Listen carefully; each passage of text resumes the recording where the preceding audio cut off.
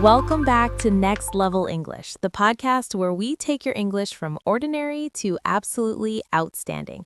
I am your host, Maya, and today we are diving into something that sounds so simple, but trust me, if you have ever sat in a car with a native English speaker trying to find parking, you know it is a full conversation full of chunks, phrases, and vocabulary that nobody ever taught you in a classroom. Today we are talking about English for parking a car. Every word, every chunk, every sentence you need to sound natural and confident. Stay with us because by the end of this episode, you're going to sound like you have been parking cars and talking about it in English your entire life. And that is a real skill, Maya. I remember when I was learning my second language, nobody taught me driving vocabulary. I showed up, someone said pull over, and I just looked around like, pull over what exactly? That is so real. Pull over what? That is the exact confusion we want to help our listeners avoid today. So, Tom, let us just jump right in. Let us start with the very first thing that happens. You're in a car, you're driving around, and you need to find a place to park. What is the language around that moment? Okay, so the very first chunk you need is find a spot. You say, I need to find a spot. Or someone in the car might say, let's find a spot around here. A spot, that just means a parking space, a place to leave the car. And native speakers say spot all the time instead of parking space. So the chunk is find a spot. Find a spot. Simple, short, supernatural. Find a spot. And that chunk, find a spot, you will hear it constantly. Someone driving will say, I'm just going to find a spot. Or, can you see a spot anywhere? Find a spot. Remember that one. And now the close relative of that, Tom, is when someone actually sees one. Yes, and this is where it gets exciting in the car. When you see an empty space, you say, there's a spot right there. Or even shorter, just spot, and everyone in the car knows what you mean. There's a spot right there. That whole sentence is a chunk. There's a spot right there. You don't need to say, I have located a parking space in that direction. Nobody says that. Nobody says that. There's a spot right there. Go ahead and say that with me. There's a spot right there. Beautiful. Now, Tom, what happens when you are trying to get into that spot? So this is where the action verbs come in, and they're really important. The two big ones are pull in and back in. When you pull in, you drive forward into the space, pull in. And when you back in, you reverse the car into the space, back in. So someone might say, just pull in there. Or do you want to back in or pull in? Pull in, back in. Those are your two main moves. Pull in and back in. Pull in and back in. And I love this because these are phrasal verbs, and phrasal verbs can feel scary, but when you connect them to something real, like actually parking a car, they just click. Pull in means you go forward into the spot. Back in means you reverse into it. Pull in, back in. And then there's parallel parking, which is honestly one of the most discussed things in English because everyone has a strong opinion about it. Parallel parking is when you park alongside the curb on a street between two other cars. And the sentence you might hear is, you're gonna have to parallel park here, or I hate parallel parking. That second one is extremely common. Extremely common. I hate parallel parking. Almost a cultural sentence in English. And the vocabulary word there is curb. The curb is that raised edge where the road meets the pavement. You park close to the curb. You don't want to be too far from the curb or you might get a parking ticket. We'll get to that in a moment. Right, so during parallel parking, or really any parking, you're gonna hear the phrase, put it in reverse. Put it in reverse. That means switch the car into reverse gear so you can go backward. Okay, now put it in reverse and go slowly. Put it in reverse. Go slowly. Those go together beautifully. Put it in reverse. That's a great chunk. Put it in reverse. And alongside that, you hear turn the wheel. Turn the wheel left, turn the wheel right, turn the wheel all the way to the right. Turn the wheel.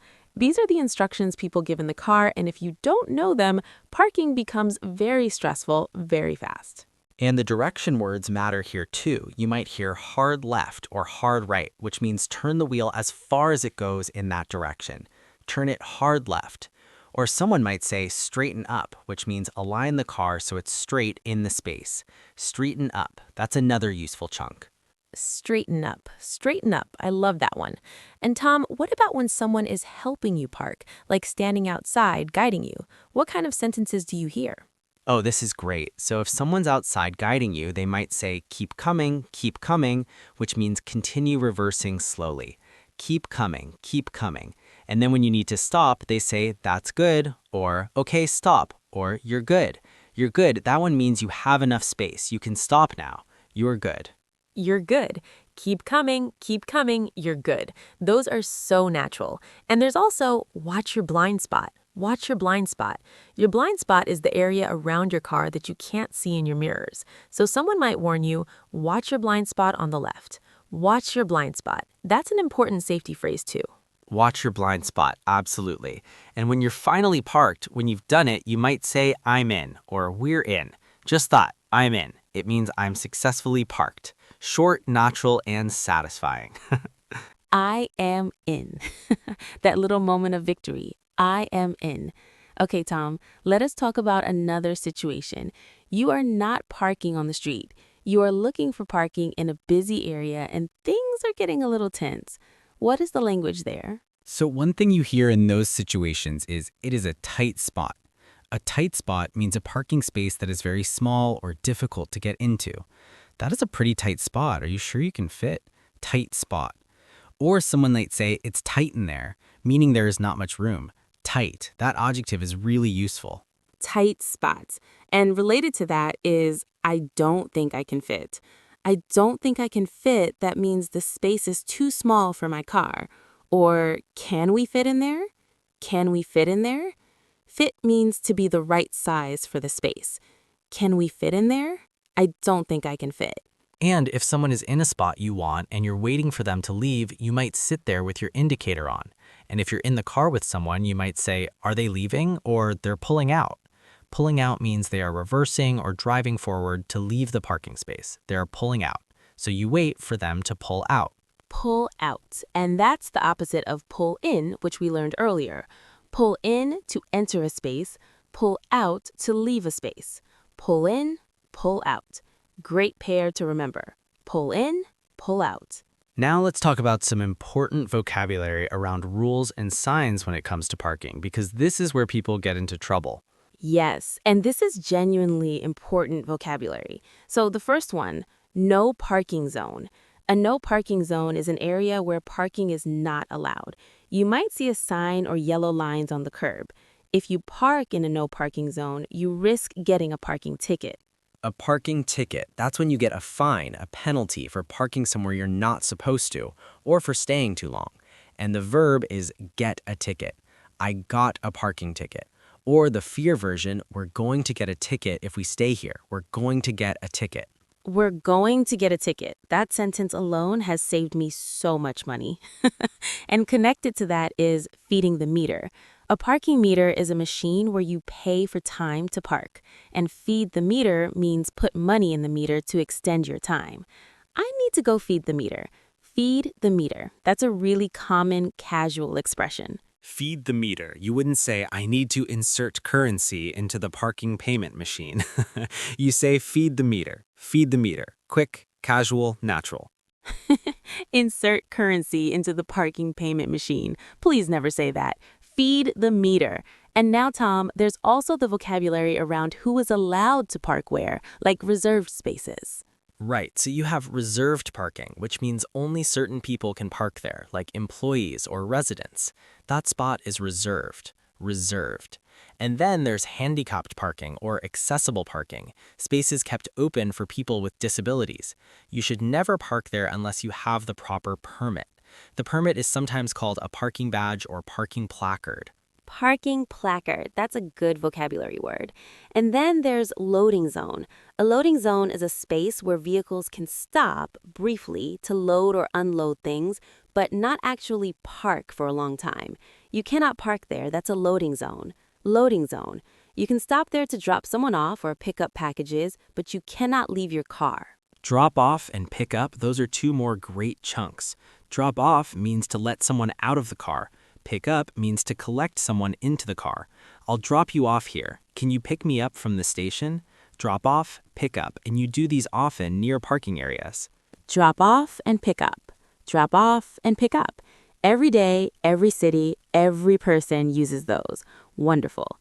Now, Tom, let's talk about a different context, valet parking, because this is a whole interaction in English. Valet parking is when you hand your car keys to someone who parks the car for you, usually at a hotel or restaurant. The person who does this is called the valet, and the interaction is really short. They come to your car and say, "Welcome, are you checking in?" or just "Good evening," and you hand over the keys. When you want your car back, you say, "I would like my car, please," or "Can I get my car?" Can I get my car? That's very natural. Can I get my car? I would like my car, please. And when they bring it back, you might say, thank you so much, and you give a tip.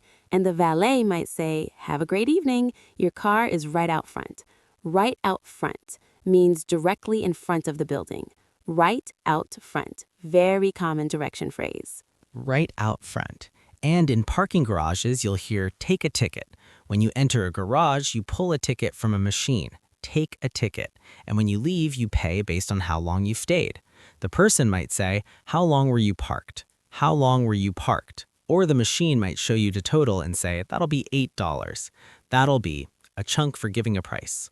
That'll be $8. Take a ticket. How long were you parked? All of this is the real English of a parking garage. Nobody teaches you this, but you need it the moment you're actually there. And I want to go back to one more really natural sentence that people say when they finally park after a long search. Maya, you know when you've been going around in circles for 20 minutes looking for a spot? Oh, I know it very well. You finally find one and you park and you just let out a big breath and say, finally, or finally found a spot, or even took forever to find parking. Took forever. That chunk, took forever, means it required a very long time. It took forever to find parking.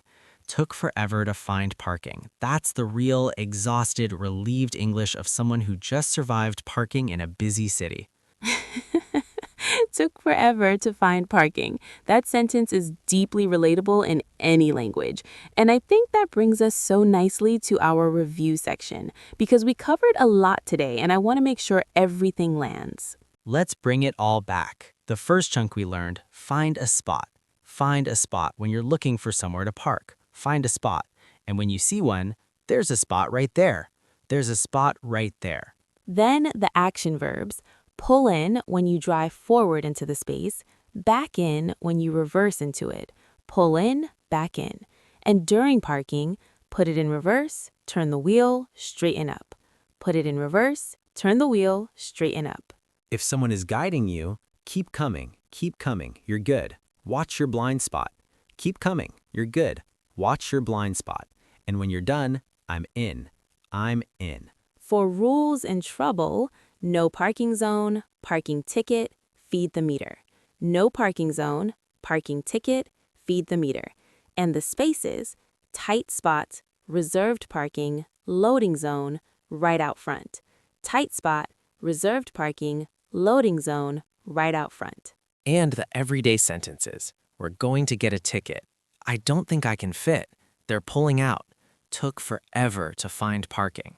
Took forever to find parking. Those are your real-life sentences. Those are the sentences that make you sound like a natural English speaker, not just a person who passed a test, but someone who actually lives in the language.